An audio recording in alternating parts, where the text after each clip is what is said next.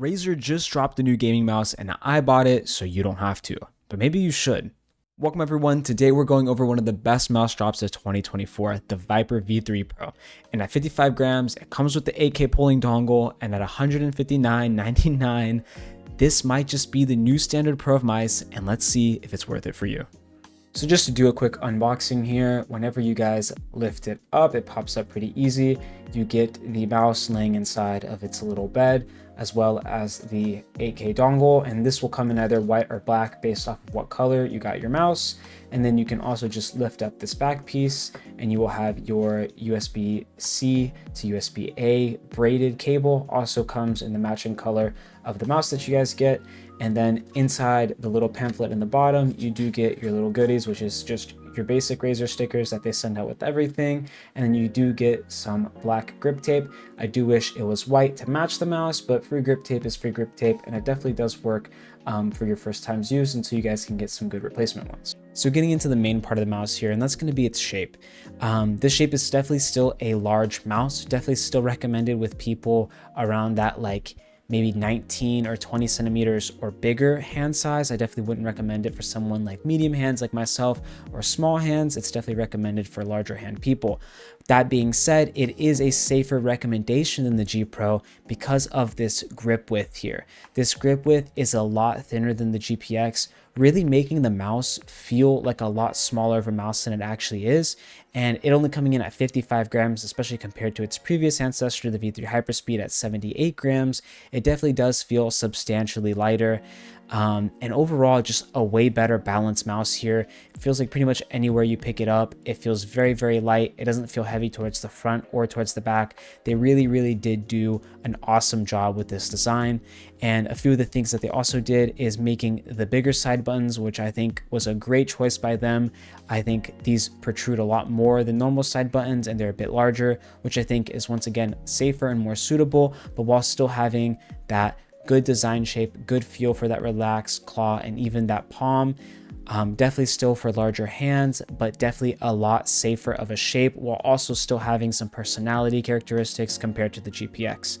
Another big thing that I love is the scroll wheel and how low profile it is. One of my biggest gripes with one of my favorite mice, the Beast X Mini, is how large the scroll wheel is. It protrudes pretty much everywhere. It is like the main focal point at the front of the mouse.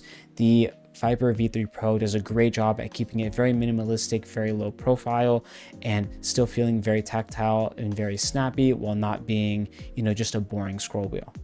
So moving forward with the clicks, these feel incredibly light and responsive and very easy to spam, which I love. So I'm going to do a quick sound test for you guys so you guys can see the difference between my OP1WE with 55 gram switches, my Beast X Mini, which has mechanical switches, and then the Viper V3 Pro and the GPX as well.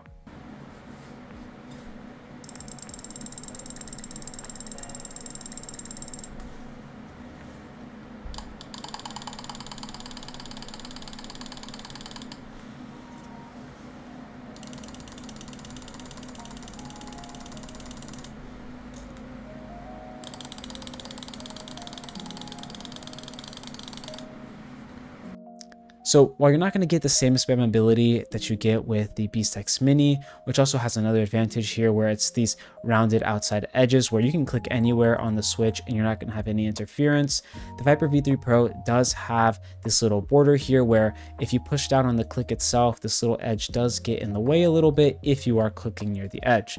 Other than that, the actual clicks themselves do have these nice little stabilization grooves in them, which I think is really good, and they actually don't budge at all. They almost have no flex, no creaking, and they feel very, very stable. Even compared to like my Beast X Mini, there's a lot more wobble in this switch, and there's like, I'm gonna say zero in this. It feels very, very stable. Same thing goes with the side buttons here. They do not wobble in any which direction, and they also feel very, very snappy and not mushy at all. So moving on to the bottom side of the mouse, let's talk about the stock skates. Now these are 100% PTFE skates, which is great because they are very large, which I think large skates are also great, especially for use. So getting into the bottom of the mouse here, let's talk about the skates. Now the stock skates do actually have this nice gray, and it actually gives off a bit of a pinkish hue to it, which I think is very, very nice. And they are full-size skates here, and you have also one around the sensor. And these actually do work pretty great. They are very, very soft, very, very smooth. The only thing I can say about them is that they are more on the control side of things, so they do feel a bit slow. They're definitely not, that smooth, fast feel. They're definitely a smooth, slow control feel. Another big thing about them is that while it is 100% PTFE, it is soft PTFE and not hard PTFE.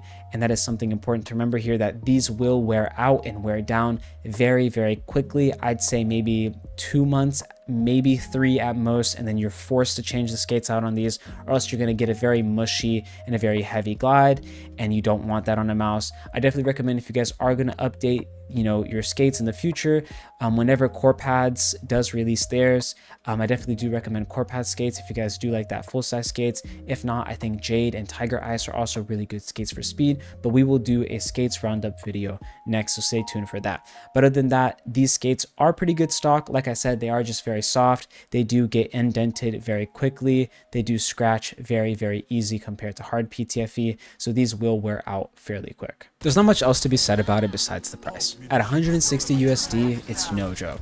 This is expensive. If you really are chasing after that pro mouse that beats out the GPX2 from a big brand, then this is it. It's not hard to recommend it considering how good it is, but I know not all of us have that type of cash to dish out on the new standard of pro mice. But we're also in no drought of new mice in 2024. With tons of crazy drops ranging from the $40 to $120 price point, there are tons of different options right now for cheaper that can offer very close or similar performance. So while I don't think the Viper V3 Pro is right for everyone, I do think it does set a new standard amongst the top brands for gaming mice, and I'm excited to see what more is to come in the following months. But if you guys are interested in me reviewing a specific mouse, let me know in the comment section below and I'll get straight to it. Also, don't forget to like and subscribe, and I'll catch y'all in the next one.